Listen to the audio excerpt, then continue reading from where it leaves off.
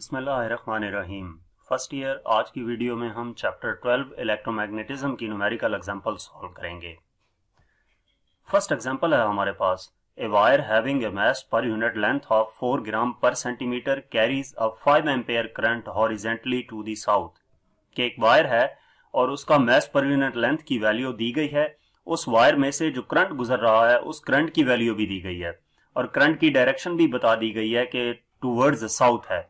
Direction of force calculate करनी है और magnitude of the minimum magnetic field perpendicular to the length of the conductor needed to lift this wire vertically upward. यानी कि wire को upward direction में move करवाने के लिए उसमें जो मिनिमम मैग्नेटिक फील्ड है परपेंडिकुलर टू द लेंथ वो भी कैलकुलेट करनी है। तो हम इसका सबसे पहले डाटा नोट कर लेते हैं। मास पर यूनिट लेंथ की वैल्यू 0.4 ग्राम पर सेंटीमीटर गिवन है। मास का यूनिट किलोग्राम होता है, एसआई यूनिट, और लेंथ का मीटर। तो इसको हम किलोग्राम पर मीटर में कन्वर्ट करने के लिए इसको हम 10⁻³ से मल्टीप्लाई करेंगे, 0.4 होगा। ये आपने करेक्शन कर लेनी। हमारे पास 0.4 किलोग्राम पर मीटर आ जाता है और उसके बाद हमें करंट की वैल्यू दी गई है I = 5 एम्पेयर। हमने डायरेक्शन ऑफ फोर्स कैलकुलेट करनी है और मैग्नेटिक फील्ड B की वैल्यू कैलकुलेट करनी है। तो सबसे पहले हम सोल्यूशन में डायरेक्शन कैलकुलेट करने के लिए लेफ्ट हैंड फ्लेमिंग रूल देखेंगे। लेफ्ट हैंड फ्लेमिंग रूल के मुताबिक अगर करंट साउथ की डायरेक्शन में हो, मैग्नेटिक फोर्स अपवर्ड की डायरेक्शन में हो, जैसा कि हमें स्टेटमेंट में बताया गया है, तो मैग्नेटिक फील्ड जो है वो टूवर्ड्स ईस्ट होगी। इसके बाद इसका जो सेकंड पार्ट है जिसमें हमने मैग्नेटिक फील्ड B कैलकुलेट करनी है, तो वायर को अपवर्ड डायरेक्शन में मूव करवाने के लिए जो इसका वेट होगा वो मैग्नेटिक फोर्स के इक्वल होगा। वायर का वेट मैग्नेटिक फोर्स के इक्वल होगा, यानी कि FB इक्वल होगा W के। FB इक्वल होता है ILB sin थीटा के और वेट हमारे पास W इक्वल टू होता है mg। B हमने कैलकुलेट करना है तो B इक्वल आ जाएगा mg/IL sin थीटा। इसमें m/L अलग करके लिख लेंगे क्योंकि m/L की वैल्यू हमारे पास मौजूद है, इंटू g/I sin थीटा आ जाएगा। वैल्यूज इसमें पुट कर देंगे। m/L की वैल्यू 0.4 है, g की वैल्यू ग्रेविटेशनल एक्सेलरेशन 9.8 होता है, I की वैल्यू 5 गिवन है और साइन 90 आ जाएगा। तो इस तरीके से B मैग्नेटिक फील्ड हमारे पास आ जाती है 0.784 टेस्ला। मैग्नेटिक फील्ड का यूनिट टेस्ला होता है। नेक्स्ट हमारे पास सेकंड एग्जांपल है। An electron is accelerated through 3600 volt from rest and then enters a uniform 2.70 tesla magnetic field. के एक इलेक्ट्रॉन एक्सेलरेट हुआ है जब उसको 3600 वोल्ट पोटेंशियल प्रोवाइड किया गया है। वो रेस्ट से स्टार्ट हुआ है एक्सेलरेट करना और यूनिफॉर्म 2.70 टेस्ला मैग्नेटिक फील्ड में एंटर हुआ है। What are maximum and minimum values of the magnetic force this particle experiences? Maximum और मिनिमम मैग्नेटिक फोर्स कैलकुलेट करनी है। तो डाटा इसमें हमारे पास क्या है, electron is accelerated through 3600 volt. ये हमारे पास क्या गिवन है, delta V from rest and then enters a uniform 2.70 tesla magnetic field. Magnetic field को B से लिखा जाता है, B इक्वल है 2.7 टेस्ला के। What are maximum and minimum values of magnetic force, यानी कि FB मैक्सिमम और FB मिनिमम कैलकुलेट करना है। तो इसका सोल्यूशन देखते हैं। पहले हम FB मैक्सिमम कैलकुलेट करते हैं, लेकिन वो कैलकुलेट करने के लिए चाहे FB मैक्सिमम है चाहे FB मिनिमम है, हमें इलेक्ट्रॉन की स्पीड फाइंड करने की जरूरत है। तो इलेक्ट्रॉन की स्पीड के लिए हम फार्मूला क्या यूज करेंगे, जो इलेक्ट्रॉन की स्पीड के लिए काइनेटिक एनर्जी इक्वल होगी E डेल्टा V के। काइनेटिक एनर्जी का फार्मूला 1/2 mv² होता है equal to E into delta V। हमने V कैलकुलेट करना है तो V² इधर रह जाएगा, 2 इधर जाकर मल्टीप्लाई होगा, 2E डेल्टा V और m इधर आकर डिवाइड हो जाएगा। तो ये हमारे पास आ जाएगा दोनों तरफ अंडर रूट लेने से V equal to √2E delta V over m, यानी कि V equal to 2 into E की वैल्यू 1.6 इंटू 10⁻⁻19, डेल्टा V की वैल्यू 3600 डिवाइडेड बाय m हमारे पास है 9.1 इंटू 10⁻31। ये m क्या है, स्टेटमेंट में बताया गया है इलेक्ट्रॉन है। इलेक्ट्रॉन एक्सेलरेट करता है तो इलेक्ट्रॉन का मास हम पुट करेंगे यहाँ पे 9.1 इंटू 10⁻31। इसको सिंप्लीफाई करेंगे, ऊपर वाली टर्म्स को मल्टीप्लाई करेंगे तो ये हमारे पास वैल्यू आ जाएगी डिवाइड करके इसका अंडर रूट लेंगे तो हमारे पास वेलोसिटी आ जाती है 3.55 इंटू 10⁷ मीटर पर सेकेंड। हमने कैलकुलेट क्या करना है, एफ बी मैक्सिमम और एफ बी मिनिमम। तो वेलोसिटी हमने कैलकुलेट कर ली। आप एफ मैग्नेटिक फोर्स का फॉर्मूला अप्लाई करेंगे। मैक्सिमम मैग्नेटिक फोर्स के लिए हमारे पास EVB sin 90 होता है, तो इसमें वैल्यूज पुट करेंगे। EV और B की वैल्यू पुट करके sin 90 पुट किया, इनको हमने सिंप्लीफाई किया, इन तीनों टर्म्स को मल्टीप्लाई किया तो 15.3 इंटू 10⁻12 आ गया। sin 90 1 के इक्वल होता है, तो FB मैक्सिमम हमारे पास आ गया 15.3 इंटू 10⁻12। FB मैग्नेटिक फोर्स है, इसका यूनिट न्यूटन होता है। FB मिनिमम के लिए sin 0 होता है या sin 180 होता है। दोनों केसेस में हमारे पास 0 आता है, तो इस केस में FB मिनिमम 0 न्यूटन आएगा, sin 0 में भी और sin 180 में भी। इसके बाद नेक्स्ट हमारे पास प्रॉब्लम नंबर 3 है। A proton is moving in a circular orbit of radius 12 centimetre in a uniform 0.40 tesla magnetic field perpendicular to the velocity of the proton. एक प्रोटॉन है जो कि सर्कुलर ऑर्बिट में मूव कर रहा है और उस सर्कुलर ऑर्बिट का रेडियस दिया गया है, और ये प्रोटॉन जिस सर्कुलर ऑर्बिट में मूव कर रहा है वो एक यूनिफॉर्म मैग्नेटिक फील्ड है उसके परपेंडिकुलर मूव कर रहा है, यानी कि प्रोटॉन जिस वेलोसिटी में मूव कर रहा है उसके परपेंडिकुलर है मैग्नेटिक फील्ड, और उस मैग्नेटिक फील्ड की वैल्यू भी दी गई है। Speed of the proton calculate करनी है। तो डाटा हमारे पास क्या है, proton is moving in a circular orbit of, सबसे पहले हमें रेडियस दिया गया है 12 सेंटीमीटर, इसको हम ऐसा यूनिट मीटर में कन्वर्ट कर लेंगे, 0.12 मीटर आ जाएगा। इन ए यूनिफॉर्म 0.40 टेस्ला ये मैग्नेटिक फील्ड है, B equal to 0.40 tesla perpendicular to the velocity of the proton, find the speed of the proton. तो इसका सोल्यूशन देखते हैं। ये बेसिकली सर्कुलर ऑर्बिट में प्रोटॉन मूव कर रहा है यूनिफॉर्म मैग्नेटिक फील्ड के केस में। तो इस केस में हमारे पास इलेक्ट्रॉन की वेलोसिटी है या प्रोटॉन की है, उसके लिए फॉर्मूला हमारे पास होता है V equal to EBR/m। Proton है तो इस वजह से MP लिखा है, मैस ऑफ प्रोटॉन। तो इसमें वैल्यूज पुट करते हैं। E इलेक्ट्रॉन पे चार्ज जितना होता है वो वैल्यू है, B की वैल्यू हमें दी गई है, R की वैल्यू भी दी गई है, divided by mass of proton जो है वो 1.67 इंटू 10⁻27 होता है, ये आपको याद होना चाहिए। इसको सिंप्लीफाई करेंगे, 1.6 मल्टीप्लाई बाय 0.4 मल्टीप्लाई बाय 0.12, ये 0.0768 आ जाता है, और 10⁻19 एज इट इज लिख दिया, नीचे वाली टर्म एज इट इज आ गई।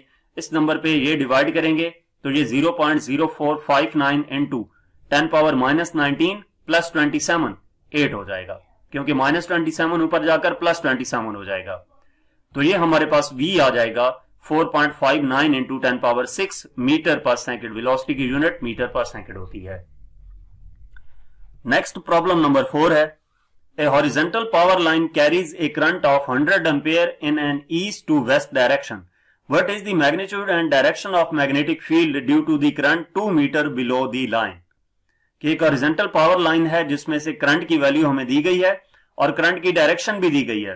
मैग्नीट्यूड एंड डायरेक्शन बतानी है मैग्नेटिक फील्ड की करंट की वजह से, और करंट कहां पे, वो जो मैग्नेटिक फील्ड हमने कैलकुलेट करनी है किस पॉइंट पे है, वायर से 2 मीटर के डिस्टेंस पे है, यानी कि ये हमें रेडियस दिया गया है, क्योंकि वायर में से करंट गुजरे तो उसके गिर्द जो मैग्नेटिक फील्ड होती है वो सर्कुलर फॉर्म में होती है, तो सर्कुलर फॉर्म में उसका रेडियस हमें दिया गया है 2 मीटर। तो डाटा हमें क्या दिया गया है, horizontal power line carries a current of I हमें 100 एम्पियर दिया गया है। What is the magnitude and direction of magnetic field B calculate करनी है, और रेडियस R 2 मीटर दिया गया है।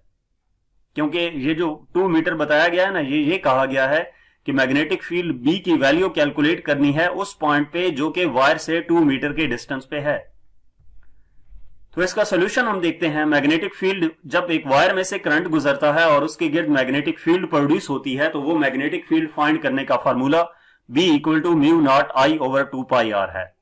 इसमें μ0 कांस्टेंट है, इसकी वैल्यू 4 पाई इंटू 10⁻7 होती है, ये आपको याद होनी चाहिए। I की वैल्यू दी गई है, 2 पाई इंटू R की वैल्यू हमारे पास 2 होती है।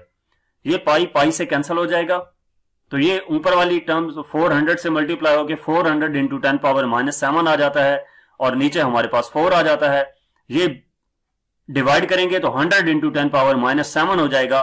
यानी कि B हमारे पास आ जाएगा 1 इंटू 10⁻⁻5 टेस्ला के। मैग्नेटिक फील्ड B का यूनिट टेस्ला होता है। नेक्स्ट न्यूमेरिकल नंबर 5 है, in a certain region the magnetic field is given by B equal to 4I + 6K weber पर metre square. How much magnetic flux passes through a 2 metre square area loop in this region if loop lies flat in XY plane. XY plane में flat lie कर रहा हो, यानी कि ये हमारे पास जो एरिया दिया गया है वो K की डायरेक्शन में है। तो डाटा में मैग्नेटिक फील्ड B की वैल्यू दी गई है 4I + 6K वेबर पर metre square. How much magnetic flux 5B calculate करना है। 2 metre square area equal to 2K meter square, क्योंकि एरिया जो है वो किस प्लेन में लाई कर रहा है, XY प्लेन में। तो 2 मीटर स्क्वायर है, इसका मतलब है XY प्लेन से मुराद K की डायरेक्शन में है, तो 2KM²। इसका सोल्यूशन हम देखते हैं। 5B इक्वल होगा B डॉट A के, ये हमारे पास मैग्नेटिक फ्लक्स का फॉर्मूला है। B की वैल्यू 4I + 6K है और डेल्टा A की वैल्यू हमारे पास 2K है। इसको मल्टीप्लाई करेंगे, 4 2 से मल्टीप्लाई होके I डॉट K एंड 6 2 से मल्टीप्लाई होके K dot K। I dot K 0 के इक्वल होता है, K डॉट K 1 के इक्वल होता है, तो ये हमारे पास मैग्नेटिक फ्लक्स 12 वेबर आ जाता है। इसके बाद नेक्स्ट हमारे पास 6 नंबर MCQs है। 6 नंबर न्यूमेरिकल एग्जांपल है, solenoid of circular cross sectional radius of 0.8 metre square and 300 turns is facing perpendicular to a magnetic field with magnetic flux density of 4 मिलीटेस्ला। कि एक solenoid है, उसका जो सर्कुलर क्रॉस सेक्शनल रेडियस है वो 0.8 metre square है और उस सोलिनॉइड में 300 टन्स हैं, जो कि मैग्नेटिक फील्ड को परपेंडिकुलरली फेस कर रही हैं। मैग्नेटिक फ्लक्स डेंसिटी दी गई है 4 मैग्नेटिक फील्ड दी गई है 4 millitesla. Determine the magnetic flux linkage for this solenoid. तो इसमें हमारे पास डाटा क्या है, radius R 0.8 metre square given है, solenoid of circular cross sectional radius, ये क्रॉस सेक्शनल एरिया होगा, ये टाइपिंग मिस्टेक होगी, यहां पे एरिया होगा क्योंकि यूनिट साथ मीटर स्क्वायर दिया गया है। मीटर स्क्वायर हमारे पास किसका यूनिट होता है, एरिया का, तो ये एरिया 0.8 मीटर स्क्वायर है। नंबर ऑफ टर्न्स N 300 है, और अगर यहां पे आपको पेपर में रेडियस दे दिया जाता है तो इस रेडियस की मदद से एरिया कैलकुलेट कर लेना है, A इक्वल टू πr² का फॉर्मूला अप्लाई करके, ठीक है। तो यहां पे ये एरिया है, नंबर ऑफ टर्न्स हैं, और ये हमारे पास क्या है, magnetic field B equal to 4 millitesla, यानी कि 4 into 10⁻³ tesla. Magnetic flux linkage, इसको रिप्रेजेंट किया जाता है N phi से। Magnetic flux linkage N phi calculate करना है, या phi N जो है। तो इसका हम सोल्यूशन देखते हैं। phi N के लिए हमारे पास फॉर्मूला होता है phi N equal to BAN। phi equal होता है BA के, N साथ as it is, phi N equal to BAN। BA और N तीनों वैल्यूज हमारे पास मौजूद हैं, इसमें वैल्यूज पुट करेंगे, सिंप्लीफाई करें तो phi N की वैल्यू आ जाती है 0.96 वेबर टर्न्स। phi का यूनिट वेबर और N का यूनिट टर्न्स, तो phi N 0.96 वेबर टर्न्स आ जाएगा। नेक्स्ट 12.7 है, coil of resistance 50 ohm is placed in magnetic field and initial magnetic flux of 2 milliweber।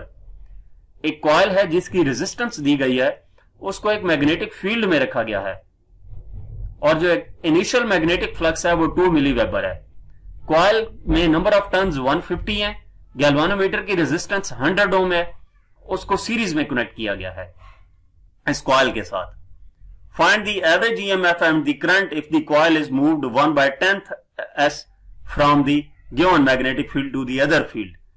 कि एवरेज EMF कैलकुलेट करनी है और करंट कैलकुलेट करना है। अगर कॉइल कितना मूव करे 1/10 s, ये सेकंड है, 1/10 सेकंड, यानी कि 0.1 second from the given magnetic field to other field where magnetic flux of 4 milliweber.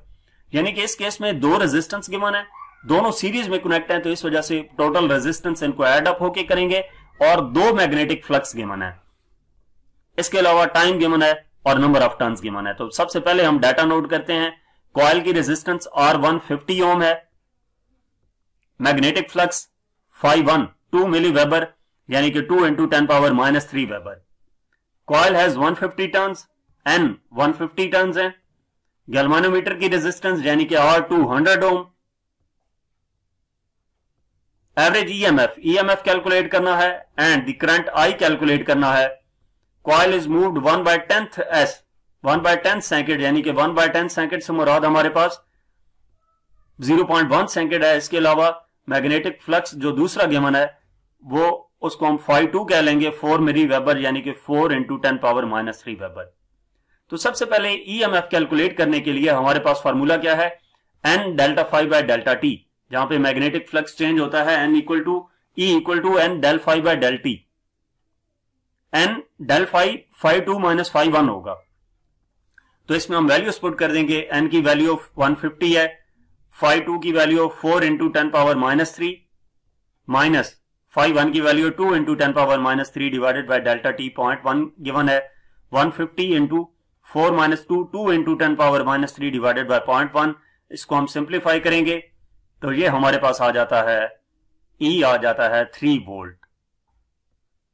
इस बुक में आपका आंसर ये कुछ और गिवन है क्योंकि वहां पे उन्होंने वैल्यूज रॉन्ग पुट की हैं जिसकी वजह से वहां पे आंसर रॉन्ग आ रहा है। तो ये करेक्ट आंसर है आपके पास। इसी तरह I कैलकुलेट करने के लिए V = IR के फार्मूले से हम कैलकुलेट करेंगे इसको। R इक्विवेलेंट आएगा क्योंकि दो रेजिस्टेंस हैं तो R1 + R2 होगा। अब इसमें से I कैलकुलेट करना है तो I इक्वल हो जाएगा V/R1 + R2 के। V की वैल्यू दी गई है, अभी कैलकुलेट की है 3 और R1 की वैल्यू 50 के माना है, R2 की 100। तो ये 3 डिवाइडेड बाय 150 करेंगे, I की वैल्यू आ जाएगी 0.02 एम्पियर यानी कि ये हमारे पास आ जाएगा 20 मिली एम्पियर। तो ये आपकी बुक में आंसर दोनों रॉन्ग गिवन है। आप वैल्यू सही पुट करें तो आंसर ये वाले आएंगे, ये करेक्ट है। तो यहां तक हमारे पास इस चैप्टर की न्यूमेरिकल एग्जांपल्स थी। मजीद किसी भी चैप्टर की एक्सरसाइज का सोल्यूशन देखने के लिए हमारा चैनल विजिट करें। इसके अलावा अगर आप किसी भी सब्जेक्ट की ऑनलाइन प्रैक्टिकल बेस्ड असेसमेंट्स या प्रैक्टिकल वीडियोस देखना चाहते हैं या पास्ट पेपर की वीडियोस देखना चाहते हैं तो हमारा चैनल विजिट करें। Thank you.